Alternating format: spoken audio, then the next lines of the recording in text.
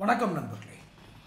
மிந்த்ரா அப்படின்னு ஒரு மின் வணிக ஒரு நிறுவனம். மின் வணிகம்னா ஆன்லைன் நிறுவனம்.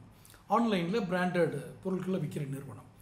இந்த நிறுவனம் 1654 கோடி சட்டவிரோதமாக லாபம் ஈட்டியதாக குற்றச்சாட்டு. யார்? இடி, என்ஃபோர்ஸ்மெண்ட் டிபார்ட்மெண்ட், மத்திய என்ஃபோர்ஸ்மெண்ட் டிபார்ட்மெண்ட் அதுக்கு வழக்கு பதிவு பண்ணியிருக்காங்க. மிந்த்ரா நிறுவனம் இந்தியாவில் வெளிநாட்டு முதலீட்டு விதிகளை மீறி தனது தயாரிப்புகளை விற்பனை செய்து சட்டவிரோதமாக லாபம் ஈட்டியதாக அமலாக்கத்துறை இடி பதிவு செஞ்சுருக்கு.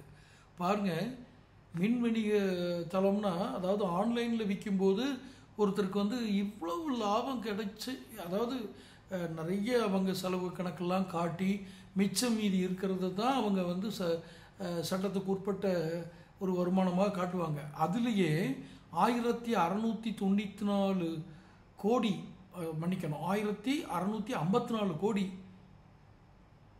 சட்டவிரோதமாக லாபம் ஈட்டி இருக்கிறதா சொல்கிறாங்கன்னா, இதில் என்ன இன்னொரு இது அப்படின்னா, ஃப்ளிப்கார்ட் அப்படிங்கிற எல்லாத்துக்கும் தெரிஞ்ச ஒரு இதுதான். ஃப்ளிப்கார்ட் தான் அதனுடைய சார்பு நிறுவனம் தான் இந்த மிந்த்ரா.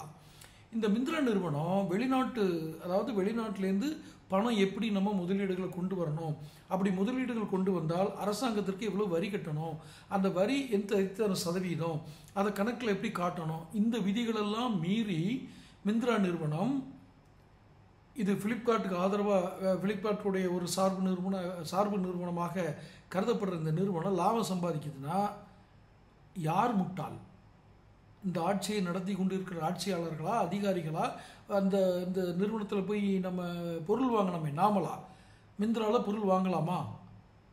சாதாரண கடைகளை, நம்ம தெருவில் இருக்க கடைகளை, நம்ம ஊர் கடைகளை விட்டுட்டு மிந்த்ராவில் வாங்கியிருக்கோம். அவங்க என்ன பண்ணியிருக்காங்க? கிட்டத்தட்ட ஒரு 2000 கோடிக்கு ஒரு 400 கோடி தான் கம்மி. 2000 கோடிக்கு நம்ம தெருக்கோடியில் தான் இருக்கோம். நம்ம ஆன்லைன் நிறுவனம் நடத்தி இவ்வளோ சம்பாதிச்சிட முடியுமா? அப்போ இதன் பின்புலத்தில் யார் இருக்காங்க? எந்த அரசியல் செல்வாக்கில் இவர்கள் செய்தார்கள்? யாருடைய செல்வாக்கு, அரசியல் செல்வாக்கு இல்லாமல் அதில் செய்ய முடியாது. ஒரு அடி கூட அவங்க எடுத்து வைக்க முடியாது. அப்போ இதுக்கு பின்னாடி இருக்கிற அரசியல் சக்திகள் என்ன? எந்த பயமும் இல்லாமல் இந்த தவறை செய்யக்கூடிய அளவுக்கு துணிச்சல் எப்படி வந்தது? இதையெல்லாம் கேள்வி கேட்டு இந்த கேள்விகளுக்கு பதில் கிடைக்கவில்லை என்றால் ஆட்சியாளர்களை கேள்வி கேட்க வேண்டும், தேர்தல் சமயத்தில் பாடம் புகட்ட வேண்டும். நான் இதில் இந்த கட்சி, அந்த கட்சி, எதிர்கட்சி, ஆளுங்கட்சியெல்லாம் சொல்லலை. இதில் யார் யாரெல்லாம் சம்பந்தப்பட்டிருக்கிறார்கள், பின்னணியில் இருக்கக்கூடிய சக்திகள் என்ன, பணக்காரர்களுடைய வரிசை என்ன, இதைத்தான் நான் கேள்வியாக எழுப்புகிறேன். முக்கிய குற்றச்சாட்டு என்ன அப்படின்னா, வெளிநாட்டு முதலீட்டு கொள்கைகள், எஃப்டிஐன்னு சொல்கிறாங்க இல்லையா, எப்படின்னு சொல்கிற தடை செய்யப்பட்ட பல பிராண்ட் சில்லறை விற்பனையை, மல்டி பிராண்ட் ரீட்டைல் சில்லறை விற்பனையை மேற்கொள்ள மொத்த விற்பனை வழியை தவறாக பயன்படுத்தியிருக்கு. நான் சில்லறை விற்பனை தான் பண்ணுறேன், மொத்த விற்பனைன்னு சொல்லிட்டு சில்லறை விற்பனை பண்ணுறாங்க. ஏன்னா அதில் லாபம் அதிகம். மொத்த விற்பனைக்காக கூறி வெளிநாட்டு முதலீடை பெற்று அதை தொடர்புடைய நிறுவனமான வெக்டர் இ-காமர்ஸ் பிரைவேட் லிமிடெட் மூலம் நுகர்வோருக்கு விற்பனை செய்ததாக ஈடறி கண்டனர். அதாவது இதில் ஒரு புரியும்படியான ஒரு செய்தி என்னென்னா, மொத்த விற்பனையில் லாபம் கம்மியாக தான் இருக்கும், ஏன்னா ஹோல்சேல்.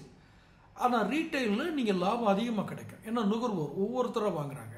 அப்போ மொத்த விற்பனைன்னு சொல்லிட்டு இவங்க சில்லறை விற்பனை பண்ணியிருக்காங்க. இது குற்றமா இல்லையா?